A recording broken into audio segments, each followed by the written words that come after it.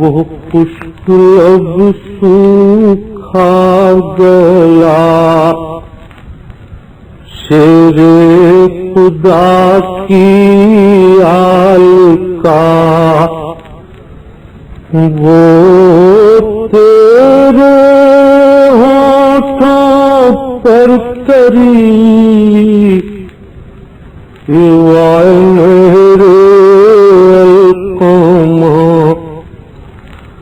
طوفان اٹھانا تھا تجھے یا سوکھ جانا تھا تجھے کچھ تو نے خدمت ہی نہ کی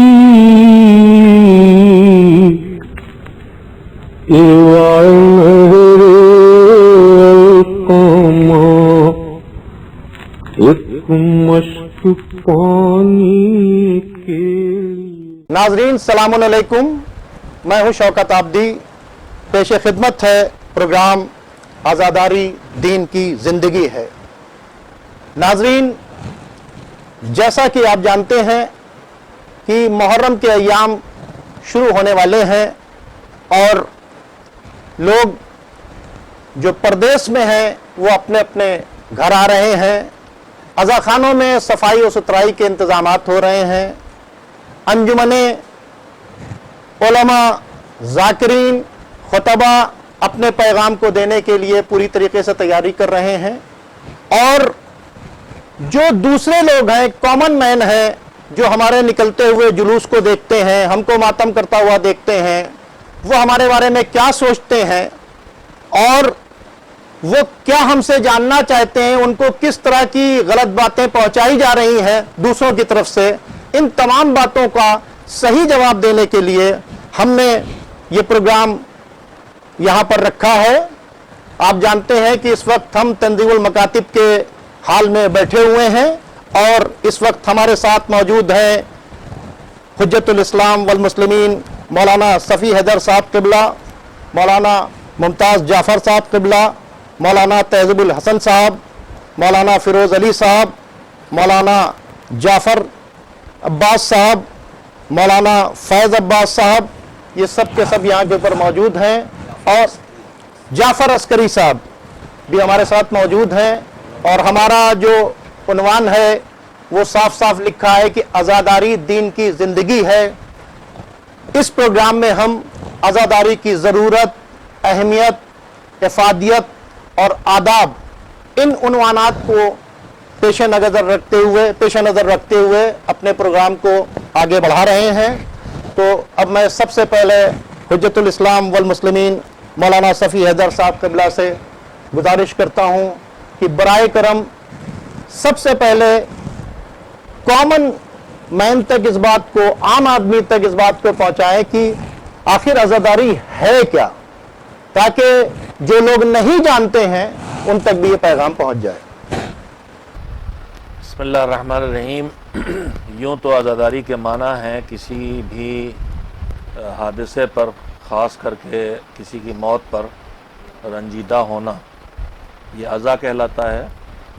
لیکن سید الشہداء حضرت امام حسین علیہ السلام کی کربلا میں شہادت کے بعد جو پیغمبر اسلام حضرت محمد مصطفیٰ صلی اللہ علیہ وآلہ وسلم کے نواسے بھی تھے اور امام وقت بھی تھے، ان کی انتہائی دردناک شہادت اور ان کے بہت تھوڑی سے تعداد میں جو ان کے ساتھ ان کے کچھ چاہنے والے تھے اور فیملی والے تھے، ان کی شہادت اور ان کے بیوی بچوں کو قیدی بنا کے کربلا سے شام تک پھرایا جانا، اس حادثے کے بعد لفظ عزاداری سے سب سے پہلے امام حسین علیہ السلام کی شہادت کی یادگار منانے کا تصور پیدا ہوتا ہے، اور یہ یادگار ان کو یاد کر کے گریہ کرنے، ان کی یاد کرنے کے لیے، ان کو یاد کرنے کے لیے مجلس کرنے، مرثیہ پڑھنے، جلوس نکالنے، ماتم کرنے جیسے کاموں کو انجام دے کے یہ یادگار زندہ کی جاتی ہے اور منائی جاتی ہے۔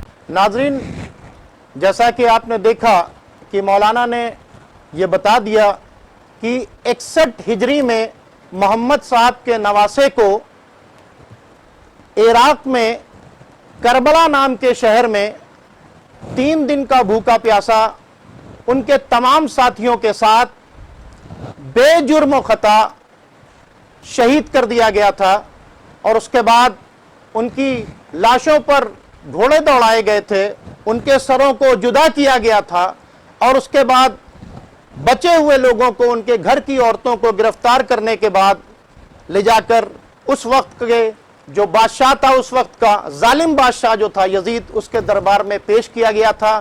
تو چونکہ بے جرم و خطا کی اتنی دردناک شہادت ہوئی کہ جس واقعے کو اگر آپ دیکھیں تو اس میں ایک 6 مہینے کے بچے کو بھی پانی نہیں دیا گیا اور تیر مار کر شہید کر دیا گیا، تو وہ جو یاد ہے، چونکہ یہ کام محرم کے مہینے میں انجام دیا تھا، یزید جیسے ظالم بادشاہ کے حکم سے یہ کام انجام دیا گیا تھا، اس لیے ہر سال محرم کے مہینے میں اس واقعے کو ہم یاد کرتے ہیں۔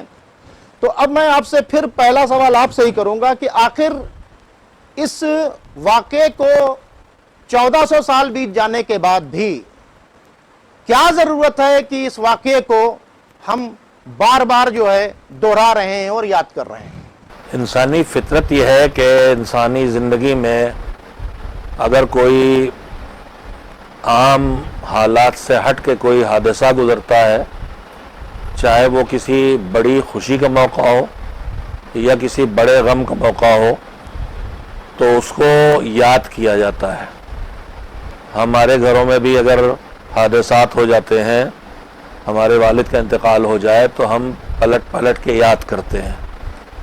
مسئلہ صرف یہ رہ جاتا ہے کہ 14 صدیاں بیت گئی ہیں، پھر بھی کیوں یاد کیا جا رہا ہے؟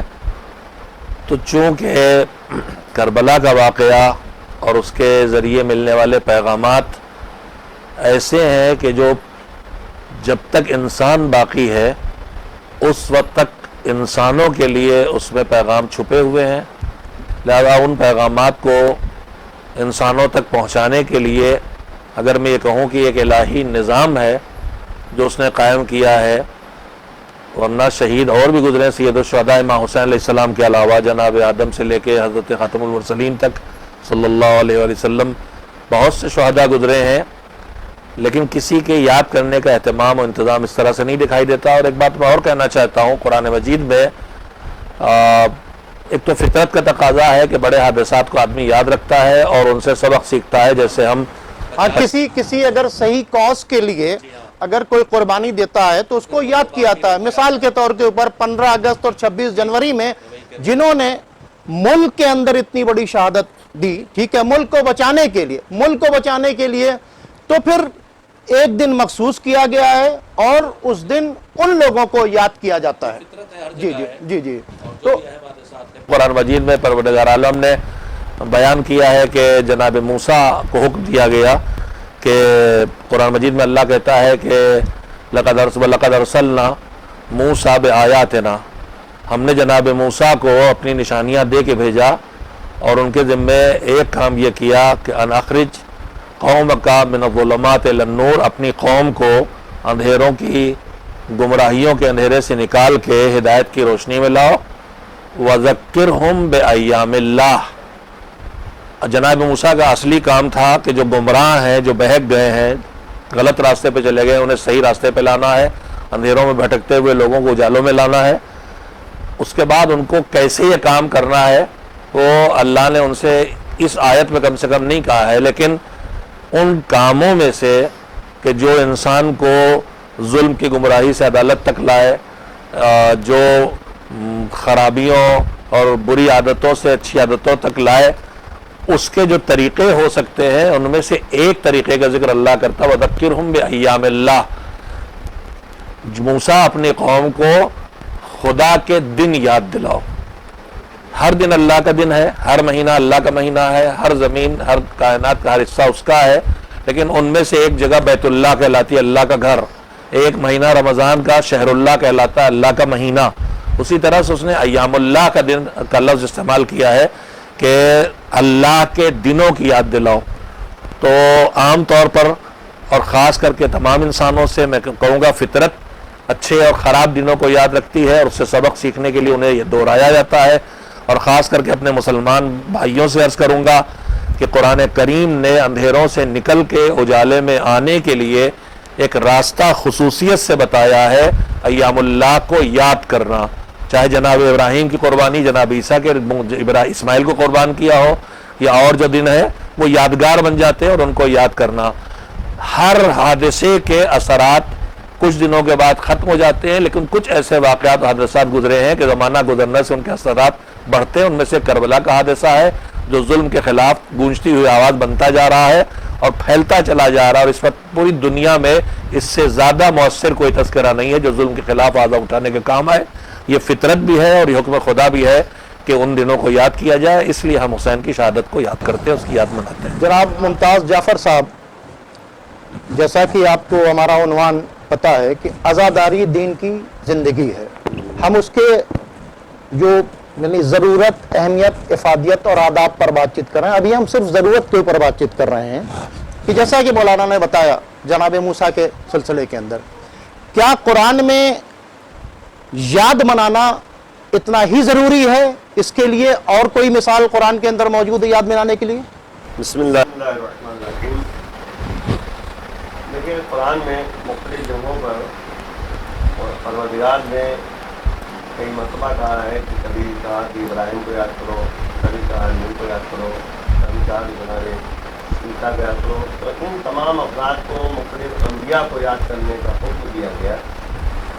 تو اب آپ غور کریں کہ کیوں یاد کرنے کا حکم دیا گیا؟ اس لیے کہ جناب ابراہیم کو اگر انسان یاد کرے گا، جناب ابراہیم نے جو یعنی اللہ کے لیے کام انجام دیا ہے، نار نمرودی میں جو ان کو ڈالا گیا تھا، لیکن اس میں یہاں تک کہ جو ہے جبرائیل بھی آئے کہ اگر ضرورت ہے تو میں تمہاری مدد کروں. تو جناب ابراہیم نے یہ کہا کہ حاجت تو ہے لیکن تم سے نہیں ہے، جس سے ہے وہ خود جانتا ہے. تو پروردگار کی یاد کو یعنی جناب ابراہیم کی یاد کے ذریعے اللہ کے ذکر کو، اللہ کے پر بھروسہ، اللہ پر توکل اور اس پر اعتماد، یہ نتیجہ نکلتا ہے اس سے. کہ جناب موسیٰ علیہ السلام کو یاد کرنے کا حکم آیا. جناب موسیٰ علیہ السلام کی جو قربانیاں تھیں اس کو ذہن میں رکھنے کی ضرورت ہے. چاہے جناب موسیٰ علیہ السلام یعنی مصر سے جو ہے مدائن کی طرف گئے، اس کا مدائن میں جو ہے اتنے سال 8 سال تک جو ہے وہاں رہے، 8-10 سال اس کے بعد وہاں سے جب چلے ہیں تو اس کے بعد جو ہے تبلیغ کا جو حکم آیا ہے کہ اذهبا الی فرعون، تم جو ہے تم دونوں فرعون کی طرف جاؤ. تو اس سے پہلے جناب موسیٰ علیہ السلام نے جناب ہارون کی طرف متوجہ کیا کہ ہمارا ساتھی بنا دے تاکہ ہم تبلیغ میں جو ہے قدم آگے بڑھا سکیں. تو اسی طریقے سے آگے بڑھا معاملہ، اور وہاں پر بھی جو ہے جب جادوگروں کے ساتھ مقابلہ کیا گیا. یہ تمام باتیں ہیں. جعفر صاحب، جعفر عسکری صاحب، میرا آپ سے یہ کہنا ہے کہ چونکہ عنوان ہے عزاداری دین کی زندگی ہے اور ہم ضرورت پر بات چیت کر رہے ہیں اور یاد منانے پر بات چیت ہوئی کہ کیوں ہم یاد مناتے ہیں، تو جو خانہ کعبہ میں ہم ہر سال یاد منا رہے ہیں، حج کرنے کے لیے جاتے ہیں، میں چاہوں گا کہ وہ کیسی یاد ہے اور اس کو کیوں ہر سال یاد کیا جاتا ہے، اس پر روشنی ڈالنے کی زحمت ہمارا. بسم اللہ الرحمن الرحیم. خانہ کعبہ پر جس طرح سے پروردگار کا حکم ہے حج کے لیے جانے کے لیے، اسی طرح سے اللہ نے عزاداری کو باقی رکھا ہے. انسان کی طبیعت عموماً یہ ہوتی ہے کہ اس کے اوپر جو بھی غم پریشانی آتی ہے، بڑے سے بڑی، ایک وقت گزرنے کے بعد، ایک عرصہ گزرنے کے بعد اس سے وہ دھیرے دھیرے اس کو بھولنے لگتا ہے. لیکن اللہ نے کیا ہے غم حسین کے لیے کہ جن چیزوں کو انسان بھول جایا کرتا ہے، باپ کا مرنا، بھائی کا مرنا، بڑوں کا، بزرگوں کا مرنا، چھوٹوں کا مرنا، اللہ نے اس طبیعت کو تبدیل کیا ہے حسین کے لیے کہ انسان بھولتا نہیں ہے. آج 14 صدیاں گزر چکی ہیں. بہت سے لوگ ہیں یہاں پر موجود ہیں جن کے بزرگ گزر چکے ہیں، کسی کا چھوٹا جا چکا ہے، لیکن انسان وقت کے ساتھ بھول جاتا ہے. اسی طرح سے اللہ نے اس طبیعت کو پلٹا ہے حسین کے لیے. 14 صدیاں گزر چکی ہیں لیکن آج بھی حسین کا چرچا باقی ہے. وہ غم ایام اضحیٰ ہو، چاہے جو دن ہو، اسی طرح سے رہتا ہے کہ جیسے 1400 سال پہلے رہا ہوگا، ائمہ طاہرین کے زمانے میں رہا ہوگا. जो तरीक़ा उन्होंने अपनाया था उसी तरीक़े को हमने अपनाया है। उसी तरह से हम जमा होते हैं। अरबईन के लिए ख़ास कर के अरबईन को मनाने के लिए कहा गया है कि जो हज के जैसा ही एक बहुत बड़ा इज्तिमा है, तशय्यो आलम तशय्यो जमा होता है, जिसका हुक्म इमाम ताहिरीन ने दिया है जमा होने के लिए, उसी तरह से अरबईन की ज़ियारत है। और उसी अल्लाह वालों को याद को एक करने जगह के लिए, जमा करने ठीक के है। लिए जी एक जगह जमा होना, यहाँ उनको तक याद करना और कि पहुँचना उस यहाँ जगह। तक कि अल्लाह वालों से मंसूब निशानियों की भी ताजीम करने की बातचीत है कुरान में कि वमन युअज़्ज़िम शाइरुल्लाह फ़इन्नहा मिन तक़वल क़ुलूब। हाँ, यानी जिनके दिलों में तकवा पाया जाता है वही जो है शाइरुल्लाह की ताजीम करते हैं। और शाइरुल्लाह तभी बनता है कि जब अल्लाह वालों से मंसूब जो निशानियां हैं उनकी ताजीम की जाए। जैसे खाने काबा के अंदर आप देखें कि जनाब हाजरा थोड़ी देर के लिए उन्होंने एक सही की अपने बच्चे की प्यास बुझाने के लिए, तो उस याद को अभी तक बरकरार रखा।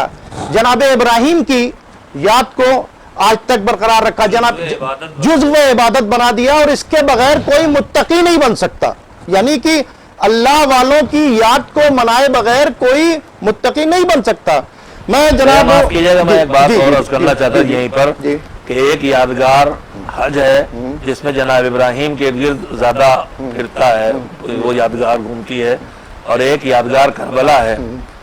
लेकिन हज में फितरत लेके नहीं मैंने जाती सवाल है। देखिए इसलिए कहा, हज पर लोग नहीं कहते कि हर साल क्यों जा रहे हो, हर साल क्यों याद मना रहे हो, हर साल क्यों सही कर हुक्म रहे खुदा है हो, इसलिए लेकिन कर इमाम रहे हैं। हुसैन का जी इसलिए मैं चाह रहा मैं हूँ वही अर्ज कर रहा हूं कि हज पर हुक्म खुदा है।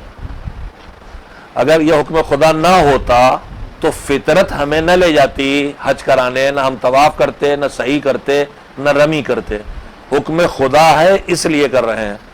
लेकिन अल्लाह ने हुसैन की आज़ादारी का कि उसने कहीं कोई हुक्म नहीं दिया है कि दो पर वाजिब है कि हुसैन की आज़ादारी करो, बल्कि उसने हमारे फितरत के अंदर जिसके दिल में मारिफत पैदा हो जाती है बिला कैद मजहब, जैसे ही मारिफत हुसैन आती है उनकी मोहब्बत आती है, और मोहब्बत आती है तो उनकी मुसीबत में आदमी गमज़दा होता है। क्या हमने आपने उन आँखों से आंसू बहते हुए नहीं देखे जो बारगाह खुदा में सजदे में आंसू नहीं बहाते? क्या वो गिरिया नहीं करते? क्या वो शायर नहीं गुजरे कि जो खुदा ही की तौहीद के कायल नहीं, लेकिन वो हुसैन की गम और हुसैन की शहादत उनको बेचैन करती है? तो मैं ये कह सकता हूँ कि आज़ादारी हुसैन को तो अल्लाह ने जुज़्व फितरत बना दिया है। वो फितरत कुचली न जाए तो हर आदमी आज़ादार दिखाई देगा। फैज अब्बास साहब, क्योंकि आपको उन्वान भी पता है कि आज़ादारी दीन की जिंदगी है, तो और उसकी ज़रूरत के ऊपर बातचीत, और दीन की जिंदगी है, तो क्या कर दिया इमाम हुसैन अलैहिस्सलाम ने कि आज ज़रूरत है आज़ादारी, ठीक है। और मैं चाहूंगा कि इसको इस आय करीमा की रोशनी में अगर वजाहत करने की बातचीत करें कि कुल ला असलकुम अलैहि अजरन इल्लल मुअद्दता फिल कुर्बा, ठीक है। तो अकरबा से जो मुअद्दत की बातचीत की गई है, और अकरबा में सबसे करीब जनाब फातिमतुज़ ज़हरा सलामुल्लाह अलैहा है, और जनाब फातिमतुज़ ज़हरा सलामुल्लाह अलैहा की तमन्ना है इस याद को मनाने के लिए। मैं चाहूंगा कि इसके मतलब कि अगर आज़ादारी नहीं की जाती है तो अजय रसालत अदा नहीं होता है, अजय रसालत का एक पार्ट रह जाता है। तो इस तरह से अगर देखा जाए तो कुरान के हुक्म से अगर देखा जाए तो अजय रसालत अदा करना है, और आज़ादारी जो है अजय रसालत की रोशनी में हम कैसे देखें, जरा इस पर वजाहत करने की कोशिश। रहमान रहीम, बहुत बेहतर सवाल आपने पूछा है अलबत्ता, लेकिन मैं इसको और थोड़ी सा वुसअत देना चाहता हूँ। और वो वुसअत ये है कि अगर आज़ादारी को सिर्फ अजर रसालत तक आप महदूद करेंगे तो आप मुसलमानों को तो कायल कर सकते हैं जो कुरान को मानता है, दीन को मानता है, इस्लाम को बहुत अच्छी मानता बात है। है। लेकिन जो गैर इस्लामी कोई फ़र्द है, अगर कोई गैर मुसलमान है, तो आप उससे कैसे कहेंगे कि आप हुसैन की आज़ादारी मानो? ये जब आप वाक़यात बयान करेंगे तो वो उसके दिल में वो हलचल नहीं होगी। इमाम हुसैन की आज़ादारी के दो रुख हैं, एक इंसानी रुख है और एक इस्लामी रुख है, और फिर इस्लाम में भी एक मवद्दत वाला रुख है और एक गैर मवद्दत वाला रुख है। इन तीनों का फ़र्क क्या है? देखिए, आप जिस महल्ले में रहते हैं, जिस शहर में रहते हैं, وہاں بہت سے ایسے افراد ہیں جن کو آپ جانتے ہیں اور بہت سے ایسے افراد ہیں جن کو آپ نہیں جانتے ہیں. صبح میں آپ اخبار اٹھاتے ہیں, آپ دیکھتے ہیں کہ آگرہ ایکسپریس وے کے اوپر فلاں جگہ بس پلٹ گئی اور 25 لوگ دنیا سے چلے گئے, جن کو آپ نہیں جانتے ہیں کہ وہ ہندو تھے, مسلم تھے, سکھ تھے, عیسائی تھے, ہندوستانی تھے, کہاں کے تھے. لیکن جیسے ہی یہ خبر آتی ہے فوراً دل مزمحل ہوتا ہے. بہت اچھی بات. بہت افسوس ہوا کہ اتنے افراد کوئی بھی حادثہ اگر دنیا سے چلے گئے. تو یہی امام حسین کا جب واقعہ ہم غیر مسلمانوں کے سامنے بھی حقیقت کے ساتھ بیان کرتے ہیں کہ ایک وہ شخص کہ جس کی تعظیم اتنی زیادہ ہے کہ فرشتے بھی اس کے در پہ آ کے سلام کر رہے ہیں, پیغمبر 6 مہینے تک آ کے سلام کر رہے ہیں, اس کو لا کے کربلا کے میدان میں 3 دن تک بھوکا رکھا جاتا ہے, پیاسا رکھا جاتا ہے, یہاں تک کہ 6 مہینے کے بچے کو شہید کر دیا جاتا ہے. تو اب یہاں سے انسانی تقاضا یہ ہے کہ اب وہ اجر رسالت کو جانتا ہو یا نہ جانتا ہو, اسلام کو مانتا ہو یا نہ مانتا ہو, فوراً اس کے دل میں یہ سوال پیدا ہوتا ہے کہ امام حسین کون تھے جنہوں نے اتنی بڑی قربانی دے دی. اور اس کے مقابلے میں وہ یزید کتنا بدبخت تھا کہ جس نے 6 مہینے کے بچوں کو بھی وہاں پر قربان کر دیا. تو فوراً وہاں سے ایک محبت آتی ہے امام حسین کے لیے کہ جس کا اثر اشعار کی صورت میں دکھائی دیتا ہے. اور بہت مشہور ہے ہمارے ہندوستان میں وہ شعر کہ انسان کو بیدار تو ہو لینے دو, ہر قوم پکارے گی ہمارے ہیں حسین. تو یہاں پر وہ قوم سے مراد ایسا نہیں ہے کہ ہندوستانی پکاریں گے یا پاکستانی پکاریں گے, یہاں قوم سے مراد انسانیت ہے. یعنی انسانیت کی ہر فرد حسین کو جب سنے گی, ان کی مظلومیت کو جانے گی تو وہ ان کو یاد کرے گی. یہ ہے انسانی پہلو. اب آئیے اگر وقت نہ ہو, اگر اسلامی پہلو کی بات کریں تو دیکھیں ہم عید مناتے ہیں, بقرعید مناتے ہیں. عید کیوں منائی جاتی ہے؟ کیونکہ پیغمبر نے بتایا ہے, قرآن نے ہم کو حکم دیا ہے. ہم عید الاضحیٰ مناتے ہیں جس کو ہمارے ہندوستان میں بقرعید کہا جاتا ہے. کیوں کہا جاتا ہے مجھے نہیں معلوم, بہرحال مشہور ہے بقرعید کے نام سے. ہم اس کو بھی مناتے ہیں. دیکھیں عید منانے کا حکم ہے شریعت میں, سوئی پکانے کا حکم نہیں ہے. بقرعید منانے کا حکم ہے, مگر یہ حکم نہیں ہے کہ اس دن جو ہے وہ نئے کپڑے ضرور 10-10 جوڑے پہنے جائیں. جہاں بھی حکم آتا ہے یہ ہے کہ پاک صاف کپڑے ہوں. اگر آپ کر سکتے ہو تو ایک نیا جوڑا سلوا لیں اور اس کے ساتھ آپ نماز کو ادا کریں. لیکن یہ نہ واجب ہے نہ کچھ, آپ صاف کپڑے پہن کے جائیں تو استحباب اپنا مکمل ہو جاتا ہے. لیکن آج تک کسی نے اعتراض نہیں کیا اس کے اوپر کہ عید کے دن سوئی کیوں ہوتی ہیں, بقرعید کے دن نئے کپڑے کیوں پہنے جاتے ہیں. لیکن اس کے مقابلے میں جب ہم آتے ہیں عزاداری کو, اور ہم یہ کہتے ہیں کہ یہ عزاداری اجر رسالت کے طور پہ ہم ادا کر رہے ہیں, محبت کا حکم دیا گیا ہے, لہذا اب اگر محبت عزاداری سے ثابت ہوگی تو پھر آپ کو عزاداری کرنی ہوگی. اگر محبت محفلوں سے ثابت ہو رہی ہے تو آپ کو محفلیں کرنی ہوگی. اگر محبت نمازوں سے ثابت ہو رہی ہے تو آپ کو نمازیں پڑھنی ہوگی. لہذا ہر وہ رخ کہ جو اہل بیت کی محبت کا ایک نشانہ بن سکتا ہے یا نشان بن سکتا ہے, وہ سب ہم کو کرنا ہوگا. اور اگر ہم نہیں کریں گے تو ہم اسلام سے تو خارج ہوں گے ہی, دوسری طرف ہم انسانیت سے خارج ہو جائیں گے. اور ہم دیکھ رہے ہیں کہ جن کے اندر مظلومیت کا ساتھ دینے کا حوصلہ ہے وہ آج انسان ہیں اور اسلام کے سچے فالوور ہیں. لیکن جن کا تعلق اس فرقے سے ہے کہ جو حسین کو قتل کرنے والا تھا یا ان کو گھیر کے لانے والا تھا, وہ آج بھی اس یزیدیت کے اوپر اتارو ہے. وہ آپ دیکھ رہے ہیں عراق کے اندر, یمن کے اندر اور ہر جگہ جہاں بھی انسانیت کا قتل ہو رہا ہے, چاہے وہ ہمارے ہندوستان میں ہو, کہ اسلام کے نام پہ, ایمان کے نام پہ لوگوں کی جان لی جا رہی ہے. یہ صرف کربلا سے دوری ہے اور عزا کے اوپر حملے کا ایک نقصان ہے. بہت بہت شکریہ. دیکھیے جو عنوان ہے کہ عزاداری دین کی زندگی ہے, تو ناظرین دین کی زندگی ہے تو دین جو ہے اس کے بارے میں کیا ہے کہ فطرت ہے, ٹھیک ہے. اور فطرت کا تقاضا یہ ہے کہ جب بھی کسی کے ساتھ ظلم ہو, جب بھی کسی کے ساتھ زیادتی ہو, تو بحیثیت انسان کے اس کی ذمہ داری یہ بنتی ہے کہ وہ کہیں پر بھی ظلم ہو اس ظالم کی مخالفت کرے اور اس مظلوم کو یاد کرے. اب کوئی ایسی قربانی ہو جائے کہ جس کی کوئی مثال کائنات میں نہیں ملتی, اور ایک بہت بڑی بات چیت ہے کہ صاحب ایک قربانی ہو جاتی ہے, اس کے بعد دوسری مل جاتی ہے, تیسری مل جاتی ہے, چوتھی مل جاتی ہے, لیکن 1400 سال پہلے جو یہ قربانی ہوئی اس کی مثال ملتی ہی نہیں. جتنا ظلم اس کے اندر ہوا ہے کہیں نہیں ہوا ہے, اور اس کو یاد کرنا ہی ہماری زندگی ہے. اب میں گزارش کروں گا فیروز علی صاحب سے کہ برائے کرم جو ہے کہ آپ اپنے انداز میں یہ بتانے کی ضرورت, آنے کی زحمت گوارا کریں کہ آخر عزاداری دین کی ضرورت کیوں ہے. بسم اللہ الرحمن الرحیم. موضوع گویا ہے اور رسا ہے اور اپنی جگہ مکمل ایک درسگاہ کے عنوان سے ہے کہ عزاداری دین کی زندگی. عزاداری اگر ذرا دقیق ہو انسان, اور سب سے پہلے مرحلے میں تو یہی سوال کرے گا کہ عزاداری کسے کہتے ہیں. ایک چیز جو ہمارے समाज और मुआशरे में राइज है, मजलिसें बर्पा कर लेना, जुलूस हाय अदा बरामद करना, अज़ा खाने सजा लेना या घरों में ताज़िया रख लेना या आलम वग़ैरह का इंतज़ाम कर लेना या और दीगर इस तरह के रसूमात और मरासिम जो पाए जाते हैं, क्या इन्हीं को आज़ादारी कहा जाता है या आज़ादारी इससे ज़रा सा हट के और या इन चीज़ों को शामिल हो के उससे एक बुलंदतरीन काम का नाम है। फ़िलहाल उस मौजू में नहीं जाएंगे, लेकिन वाक़े करबला के सिलसिले में अभी मैं चाहूँगा ज़रूरत तक बात कीजिए, इसकी डिटेल में हम आएंगे, अगले प्रोग्राम में आते हैं। ज़रूरत क्यों है कि इंसान आज़ादारी करे? सारी बहसें जो अभी तक हुई हैं उनका ख़ुलासा ये था कि इस वाक़े को हम ज़िंदा रखें और इसको याद करें और इसको मनाएं। खुदावंद आलम ने भी उसका हुक्म दिया।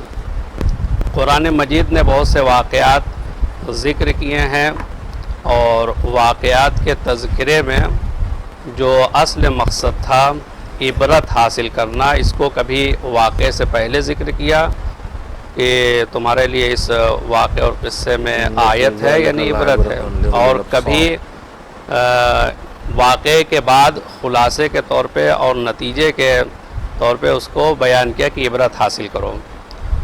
अब ये जो वाक़या हम बयान कर रहे हैं या जिस वाक़े को हम याद कर रहे हैं, जिस वाक़े की याद मना रहे हैं, उससे हमें इबरत हासिल करनी है अपनी दीनी ज़िंदगी में। चूँकि दीन की ज़िंदगी है आज़ादारी, मौजू यही है कि दीन की ज़िंदगी आज़ादारी है, तो हमें उस वाक़े से इबरत हासिल भी करनी है। और बहुत हसीन जुमला है आयतुल्लाह उज़्मा जवादी आमिली हफ़ज़हुल्लाह का, कि उन्होंने फरमाया कि तमाम वाक़यात उसमें एक पहलू मिलता है इबरत का, लेकिन वाक़े करबला वो वाक़या है कि जो आबरा भी है और इबरा भी है, यानी इबरत का भी पहलू पाया जाता है इसमें और दिलसोज़ी और आंसू का भी पहलू पाया जाता है। आबरा अना कतीलुल आबरा ला यज़कुरुनी मोमिनुन इल्लस्ताबरा, यानी मैं कतील आबरा हूँ, कोई मुझको याद नहीं करेगा मगर ये कि उसके कोई मोमिन मुझे याद नहीं करेगा मगर ये कि उसकी आंखें नम हो जाएंगी। मैं चूँकि प्रोग्राम का वक्त ख़त्म हो रहा है, मैं चाहूँगा कि मुख्तसर अल्फाज में अपनी बात को समेटने की ज़हमत गवार। अल्फाज में बस यही है कि वाक़े करबला को हम इसलिए मनाते हैं और याद करते हैं कि एक तरफ से उससे इबरत हासिल करें कि कौन से ऐसे हालात और कौन से वाक़यात ऐसे पेश आए और कौन से असबाब और अवामिल थे जो सबब बने इस बात का कि वो फ़र्जंद रसूल, जिसको लोगों ने रसूल के साथ इस तरह से मोहब्बत भरे अंदाज में देखा और रसूल नहायत एहतराम और इज़्ज़त व इकराम सब कुछ करते थे, हदीसें इरशाद फरमाते थे, फ़ज़ाइल बयान किए थे। उम्मत 50 साल के अंदर क्यों इस मंजिल पे पहुंच गई कि उसी जिगर गोशे रसूल को दश्त करबला में लाकर इस बेदर्दी से शहीद करती है। और उसके बाद वो हमारे लिए मकाम आबरा भी है कि हम उस वाक़े को ऊपर आंसू भी बहाएं और उसे याद करें, इसलिए कि ये इमाम हुसैन अलैहिस्सलाम, जैसा कि जनाब फैज़ साहब ने भी फरमाया, ये वो ज़ात है कि जिसके ऊपर सिर्फ मुसलमान ही नहीं बल्कि इंसानियत आंसू बहाती है। और इससे भी ज़रा सा आगे बढ़ जाइएगा तो फिर सिर्फ इंसानियत नहीं है बल्कि कायनात का ज़र्रा ज़र्रा इमाम हुसैन अलैहिस्सलाम के गम में गमगीन है, और उसका सबूत वाक़े करबला में और वाक़े करबला के बाद फराहम हुआ। मैं जनाब तहज़ीबुल हसन साहब से मैं आपसे चाह रहा हूँ तहज़ीबुल हसन साहब कि आप भी ज़रूरत आज़ादारी की क्यों है इस पर रोशनी डालने की ज़हमत गवारा करें, क्योंकि वक्त कम है। मैं चाहूँगा 2 मिनट में आप बात को। ये हयात और ज़िंदगी एक अहम मसला है कि जिसकी तरफ कुरान मजीद इशारा कर रहा है इस उन्वान से कि फस्तजीब या अय्युहल्लज़ीना आमनू इस्तजीबू लिल्लाहि व लिर्रसूल इज़ा दआकुम लिमा युहयीकुम। ऐ साहिबान ईमान, लब्बैक कहिए अल्लाह और अल्लाह के रसूल को जब वो तुम्हें दावत दे उस चीज़ की तरफ जिसमें हयात और ज़िंदगी पाई जाती है। तो ज़िंदगी की तरफ हमारा सारा सिस्टम यानी कुरान मजीद और दावत पैगंबर یہ سب اس لیے ہے کہ انسان زندگی گزارے، ان کی دعوت میں زندگی ہے۔ واقع کربلا اور عزاداری کو ہم زندگی سے تعبیر کرتے ہیں کہ اس میں زندگی ہے، دین کی زندگی ہے، چونکہ انسانیت کی زندگی ہے، انسانیت کی زندگی، دین کی زندگی، یہ اس لیے کہ واقع کربلا نے ہمیں درس دیا ہے کہ کیسے زندہ رہا جائے۔ اس کی واحد وجہ ہے کہ امام حسین علیہ السلام نے خود بتایا کہ حیات اور زندگی کس بات میں ہے۔ حق کی راہ میں اگر انسان مر بھی جاتا ہے تو اسے مردہ نہیں سمجھا جاتا ہے، بلکہ وہ حیات اور زندگی پاتا ہے اور زندگی رکھتا ہے۔ اس عزاداری کو زندہ رکھنے کے لیے جو ہمارے ائمہ نے ہمیں تاکید کی، خاص طور سے امام جعفر صادق علیہ السلام یا پھر امام زین العابدین علیہ السلام، کہ انہوں نے اپنے انداز اور اپنے سلیقے سے عزاداری کو زندہ رکھنے کے اوپر تاکید کی، اور شعراء کو دعوت دیتے تھے کہ وہ مرثیہ بیان کریں۔ یہاں تک کہ آپ اپنے گھر میں دعوت دیتے تھے، اور زنان خانہ بھی ہوتا تھا کہ جس میں اور ایک طرف عورتیں ہوتی تھیں اور ایک طرف مرد ہوتے تھے، اور شاعر آ کے مرثیہ پڑھتا تھا۔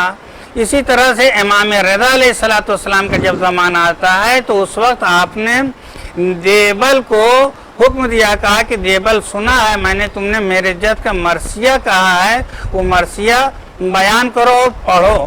اور صرف پڑھائی نہیں بلکہ امام نے اس میں ایک شعر کا اضافہ کیا، اور یہ اس لیے کیا کہ تاکہ ہم عزاداری کو اہمیت دیں اور اسے برپا کرتے رہیں، کیونکہ اس کا تعلق انسان کی زندگی اور دین کی زندگی سے۔